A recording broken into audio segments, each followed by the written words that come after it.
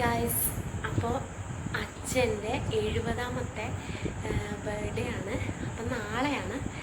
അപ്പോൾ എന്തായാലും അച്ഛനറിയാതെ നമ്മൾ ചെറുതായിട്ടൊന്ന് സെലിബ്രേറ്റ് ചെയ്യാനായിട്ട് തീരുമാനിച്ച്.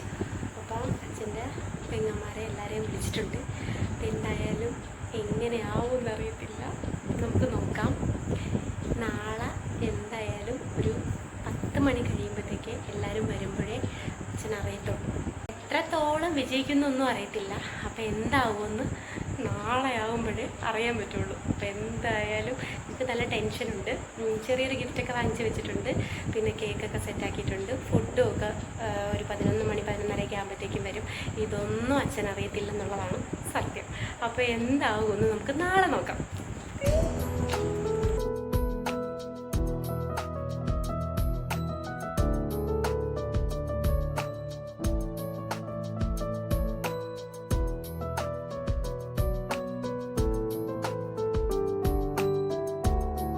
അങ്ങനെ ഫുഡും ഒക്കെ റെഡിയായി. കാറ്ററിംഗ് ആയിരുന്നു. ഞങ്ങൾ ചിക്കൻ കറി, മോരുകറി, മീൻകറി, തോരൻ, സാമ്പാർ, അച്ചാർ ഇതൊക്കെ ഉണ്ടായിരുന്നു. അപ്പോൾ എല്ലാം സെറ്റാക്കി അകത്തേക്ക് എടുത്ത് വെച്ചിട്ട് പിന്നെ അച്ഛൻ ഫ്രഷ് ആയിട്ട് വന്നു കഴിഞ്ഞപ്പോഴത്തേക്ക് കേക്ക് കട്ടിങ് തുടങ്ങി.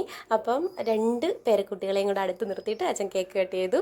അച്ഛൻ ജീവിതത്തിൽ ആദ്യമായിട്ടാണ് അച്ഛൻ്റെ സ്വന്തം ബർത്ത്ഡേക്ക് കേക്ക് കട്ട് ചെയ്യുന്നതെന്ന് ഓർക്കണം. അപ്പോൾ എന്തായാലും നല്ല ഹാപ്പി മൊമെൻറ്റ്സ് ആയിരുന്നു.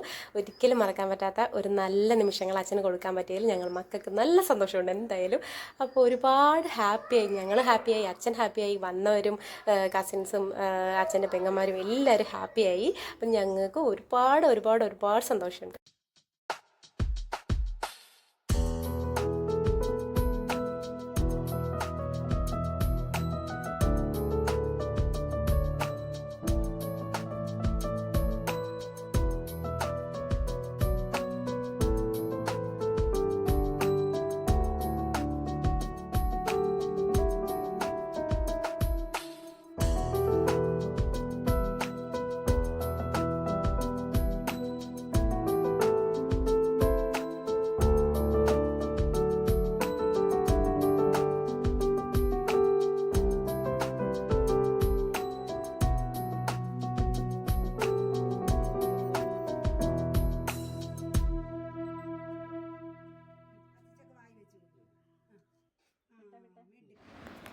അങ്ങനെ ഞങ്ങൾ അച്ഛൻ്റെ 70ാമത്തെ ബർത്ത്ഡേ അടിപൊളിയായിട്ട് സെലിബ്രേറ്റ് ചെയ്തു. അച്ഛനെ പോലും അറിയിക്കാതെ സർപ്രൈസായിട്ട് അച്ഛൻ്റെ പെങ്ങന്മാരും ഫാമിലി എല്ലാവരും വന്നപ്പോഴത്തേക്ക് അച്ഛൻ ഒരുപാട് ഹാപ്പിയായി കേട്ടോ.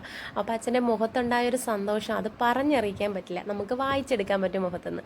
ശരിക്കും നമ്മളിങ്ങനെ ചെയ്യേണ്ടത്, നമ്മൾ അച്ഛനും അമ്മയും ജീവിച്ചിരിക്കുമ്പോഴത്തേക്ക് അവർക്ക് വേണ്ടി അവർ പോലും അറിയാതെ അവർക്ക് വേണ്ടി അവർക്ക് ആഗ്രഹിക്കുന്ന കാര്യങ്ങൾ ചെയ്തു കൊടുക്കുമ്പോൾ നമുക്കുണ്ടാകുന്നൊരു സന്തോഷമില്ലേ, അതാണ് നമുക്ക് വേണ്ടത്. അപ്പോൾ എല്ലാവരും ഫുഡൊക്കെ കഴിച്ചു, കുറച്ച് ഫോട്ടോസും ഒക്കെ എടുത്തു, എല്ലാവരുമായിട്ടൊക്കെ നിന്നും കുറച്ച് ഫോട്ടോസും കാര്യങ്ങളൊക്കെ എടുത്തു.